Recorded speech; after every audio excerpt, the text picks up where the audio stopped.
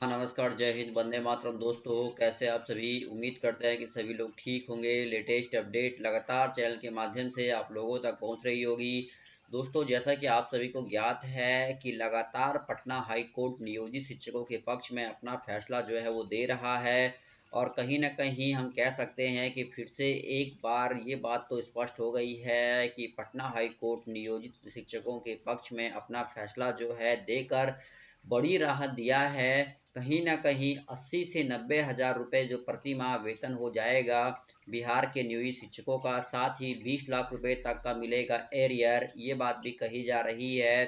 तो हमारे भाई जो भी नियोजित शिक्षक हैं उनके लिए बड़ी खुशखबरी आ रही है कि 20 लाख रुपए तक का मिलेगा एरियर। जी हाँ दोस्तों, ये मैं नहीं कह रहा हूँ, प्रभात ने अपनी इस खबर में कहीं ना कहीं इस बात को स्पष्ट कर दिया है कि 80 हज़ार से 90 हज़ार रुपये प्रति माह वेतन हो जाएगा बिहार के नियोजित शिक्षकों का, साथ ही 20 लाख रुपए तक मिलेगा एरियर।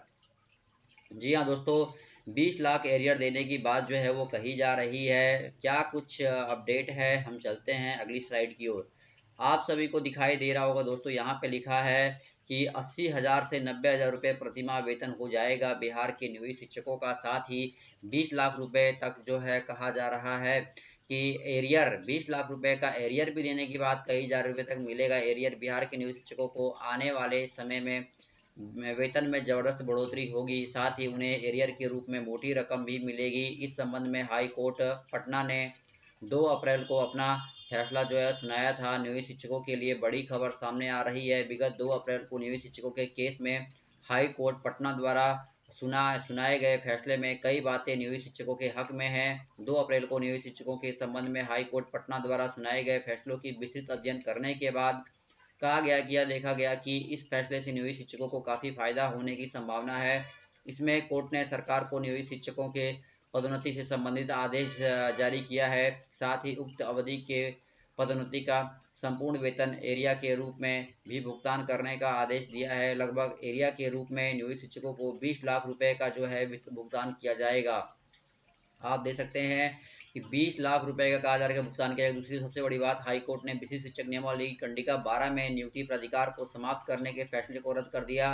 साथ ही हाईकोर्ट ने कहा कि नियोजित शिक्षकों से संबंधित समस्याओं का निदान आपके लिए प्राधिकारी ही करेंगे। हाईकोर्ट में अपने इस फैसले में कहा कि नियोजित शिक्षकों के वेतन में समय समय पर सरकार जो है बढ़ोतरी करे, साथ ही उन्हें वेतन वृद्धि का लाभ दे, उन्हें ग्रेजुएट का भी लाभ जो है वो दिया जाए, उन्हें अगले ग्रेड पे और लिखा है अगले ग्रेड में पद्धति का लाभ, लिखा है अगले ग्रेड में पद्धति का लाभ भी जो है वो दिया जाए।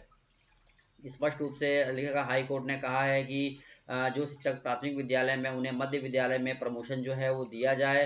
तो ये भी बात कही गई है, प्रमोशन को लेकर भी बात जो है वो कही जा रही है। तो कहीं ना कहीं हाई कोर्ट ने कहा कि जो शिक्षक प्राथमिक विद्यालय में है उन्हें मध्य विद्यालय में प्रमोशन दिया जाए।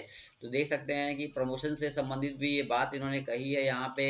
और कहीं ना कहीं हाई कोर्ट ने कहा है कि भाई 2 अप्रैल के फैसले में हाई कोर्ट पटना ने कहा कि यह लाभ नियोजित शिक्षकों को जो है जल्द से जल्द बिहार सरकार उपलब्ध कराएगी। हाई कोर्ट ने अपने इस फैसले में बिहार सरकार से कहा कि नियोजित शिक्षकों को उनकी नियुक्ति तिथि से ही उनके कार्य अनुभव की गणना करते हुए उन्हें 8 वर्ष सेवा के बाद अगले ग्रेड पे में कर उन्हें तब से पदोन्नति या वेतनमान का जो लाभ है वो दिया।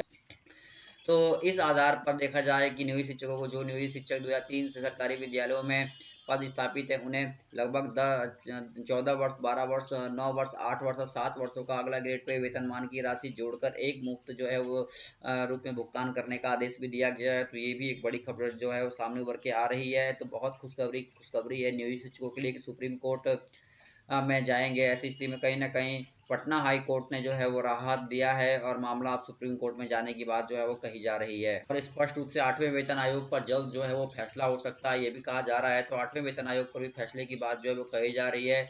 अब लिखा है कि भाई 8वें वेतन आयोग के गठन को लेकर भी मांग जोर पकड़ रही है। कर्मचारी संगठनों का तर्क है कि मौजूदा समय में देश का राजस्व संग्रह अच्छा है और वित्तीय स्थिति भी बेहतर है, इसलिए आयोग के गठन के लिए यह उचित समय है।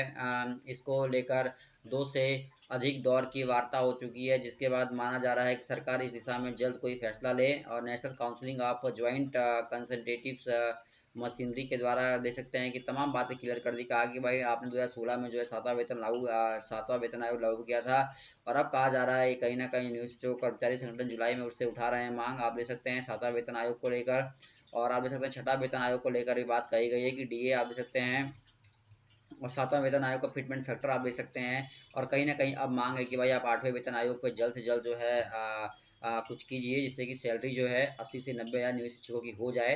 तो आप देख सकते हैं कि भाई बढ़ोतरी तो लगातार होती ही रहती है, और आठवां वेतन आयोग है, और आठवें वेतन आयोग पे भी जो है अच्छा बढ़ोतरी देखने को मिलेगा, और वेतन में बम्पर बढ़ोतरी होगी। दोस्तों वीडियो में इतना ही, धन्यवाद, जय हिंद, जय भारत।